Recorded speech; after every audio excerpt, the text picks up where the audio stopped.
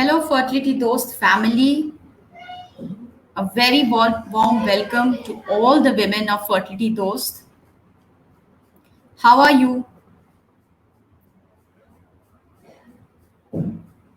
We'll wait for a few seconds and then we will invite Dr. Radhika. Today we have with us Dr. Radhika. She's from Hyderabad and she will be talking on a very important topic जिसके बारे में हम लोग पहले भी कुछ बार बात कर चुके हैं. But I think that it is never enough to have a conversation on this topic, which is a low ovarian reserve topic, which is also known as low egg, low AMH, या फिर biological clock ticking. So let me invite Dr. Radhika and then let's quickly and immediately dive into the topic of today's discussion, which is ovarian reserve. What basically are the problems around ovarian reserve जिसकी वजह से fertility issues होते हैं, जिसकी वजह से conceive करने में problems होते हैं. So we will talk about all those initial signs and symptoms and tests which you should do so as to avoid this kind of a problem due to the ovarian reserve. Then we'll also talk about the solutions, which is extremely important. That what are the new age solutions to solve the problem or the issue of ovarian reserve, and can somebody conceive naturally even if there is a problem with ovarian reserve, or what are the new technology solutions? How can we overcome this challenge? So let me quickly invite Dr. Radhika and then take the conversation ahead. Good evening, Dr. Radhika. How are you? Hi, Anjali. Thank you. Hi. So welcome to the platform of Fertility Dost, and we are very happy to have you here and talk about this extremely important topic of ovarian reserve. Before I start asking questions to Dr. Radhika, I would like to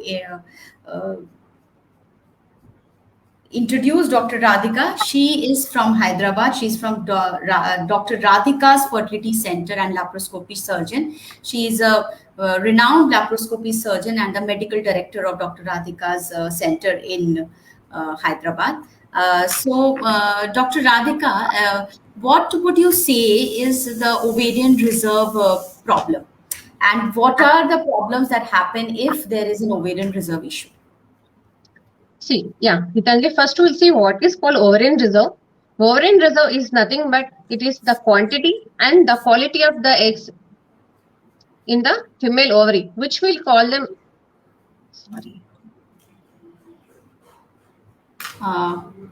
Sorry, it's got disconnected. Now we can hear you, Dr. Radhika. Yeah, I'm checking. Can you hear us, Dr. Radhika? Yeah, just give me 1 second.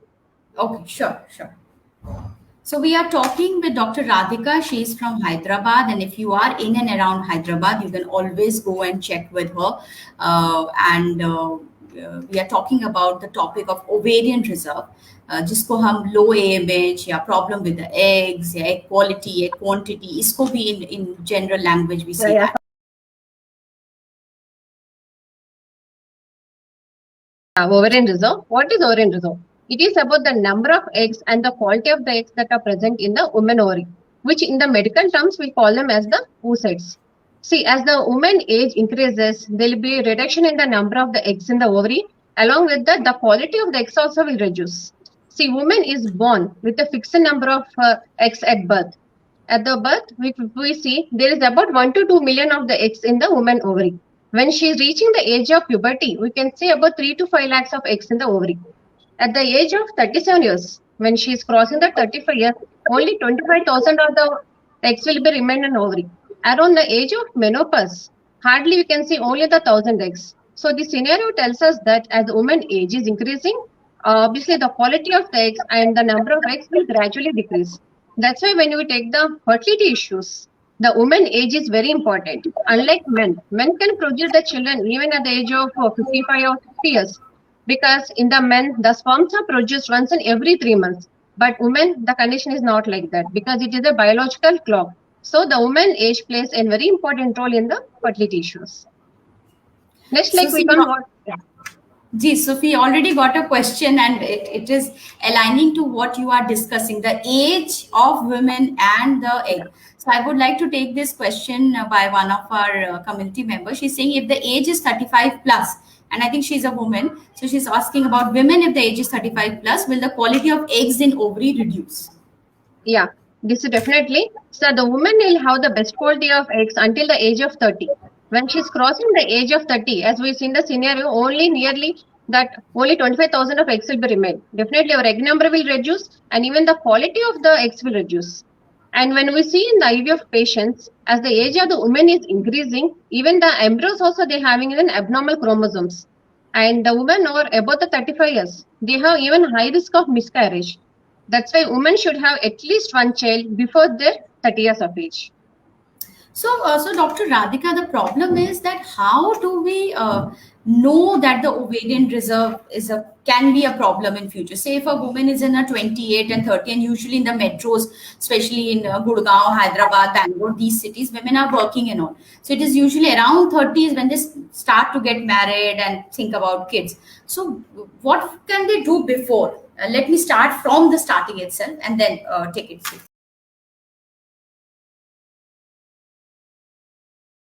So what would See, you like suggest? yeah, when we come to the symptoms of the ovarian reserve, most of the women they won't have any symptoms.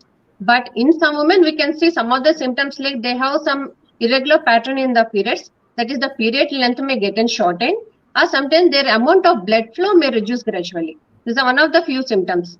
Or some people they can have the normal periods and no issue. Or some women they can face only one of the complaint is infertility. These are the few symptoms. Okay. So you are saying that before trying to have a baby, usually they will not come to know of Yeah, they will this not problem. approach. There might be some period related issues. So Yeah. one takeaway I would like to reiterate to the women who are and the people who are listening is that if you have any issue related to period in your early years, like before marriage, also please do not ignore it and take appropriate measures. Connect with the doctor and ask. Don't think just a month or maybe next month everything will be fine. If you see some irregular consistencies for 2-3 months, then please check with your doctor. Yeah. So now, Dr. Radhika, now let's say that this woman is now trying to conceive, and she is not able to conceive. So, are there any tests and other things? We know of this one AMH test, which everybody in our community keeps Yeah. talking. Even a lot of doctors place importance on this particular test and their numbers. So, can you just explain how this test, at what time they should get it done? Number one, and then how is this test numbers affecting their fertility?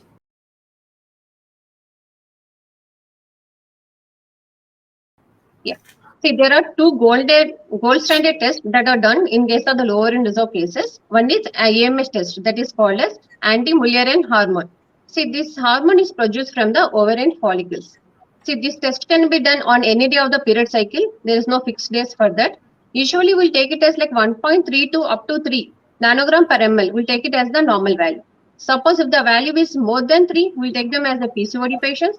If the value is like less than 1.3, it indicates they're going to the lower ovarian reserve. Suppose if the AMH level it is less than 1, means like they are in the critical stage. We should go further with the immediate treatment for the fertility issues. And yeah. Please. Yeah. There is another one important test to undergo to detect the low ovarian reserve, that is antral follicle count. See, this test is done by the ultrasound examination. It is a very simple test. This is usually done on second day or third day of the menstrual cycle. So in the ultrasound, we can see that how many follicles are remained in the each ovary. Normal women, they should have at least like 6 to 8 follicles in the ovary.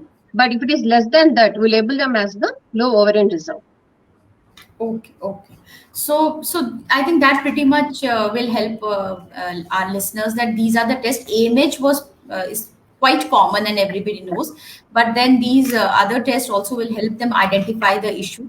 And doctor, recently I came across a few women as rightly they were in PCOS, but their AMH levels was at 15 and 16.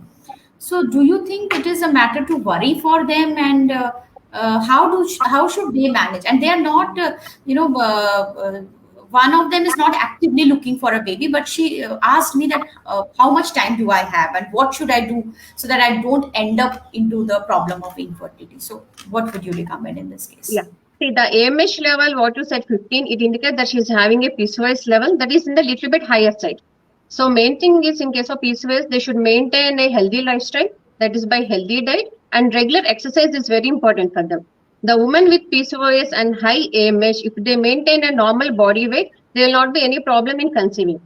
If high Oh, wow. AMH and she's obese and she's not maintaining a healthy lifestyle, then definitely she'll face the issues with the fertility. Okay, so then she has already joined our PCOS program where she's doing yoga regularly and taking diet and nutritious diet and all. Great. So because there's a huge myth around this, and I can't tell you enough, Dr. Radhika, that almost every second day we have this panic call from a community member saying that I got, and a lot of them just get the test done on their own, especially the AMH test, Yeah. because it has become so common. They must have heard it or googled it from somewhere, and they get into so much panic saying that it is too low or too high without setting it in a perspective. So now I want you to lead on to the next question, and a very important answer is required, is that say a woman is diagnosed with low ovarian reserve. So now, what are the solutions with it? Again, the second myth is that for these women, IVF is the only option left. So is it true? And what are the other options they have?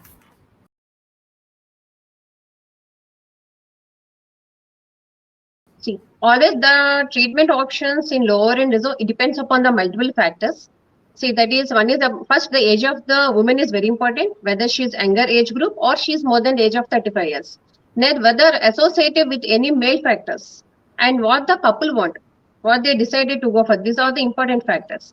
So there are various options for the treatment. One is the natural conception. Then second step is going for the IUI. Another option is IVF. And the final thing comes is going for the donor egg option. So if the woman's age is less than 30 years, she's very young and she has the egg number of average, then they can try natural cycles for few cycles. If she is able to conceive with the few cycles, it is okay. Otherwise, we can shift it for the IUI treatment for 3 to 4 cycles, depend upon the ovarian reserve. So even with IUI cycles, if she is failing, then we need to shift to the IVF treatment. Suppose if the AMH is very low and she's having very few eggs in the ovary, then it's better to go directly to the IVF treatment. And there's another option is for the donor egg option, that is done in case of the woman in the previous IVF cycles. If the egg number is very low, or if the eggs have very low quality she has, if the developed embryo in the previous IVF cycle has very low quality and they have financial constraints, means sometimes in the woman with the low ovarian reserve, we need to go for 2 or 3 IVF cycles. If they can't afford for all these things, we need to go for the donor option. These are the various treatments that depend upon their age and the ovarian reserve. So thank you so much, Dr. Radhika. And before I end the session, I would say that if you are from Hyderabad or any of your relatives, your sister, your cousin, your bhabhi is from Hyderabad, and you know that they are going through this problem, please let them know that Dr. Radhika is there. She is the new age doctor with a lot of latest technologies and tools with her to help you in your journey, and she will try her best to help you with the natural or whatever is best for you, not that pushing you towards anything which you are not ready for. So go talk to her, meet her, and chalk out a plan for your journey, but just don't sit and waste your time. And if you are scared of going out during COVID, then please let us know. We'll set you a call with Dr. Radhika, and you can consult her over a video call. So thank you so much, Dr. Radhika, for coming to Fertility Dose Thank you, Community. Geetanjali, for giving this opportunity. Thank you. Bye-bye. Thank you.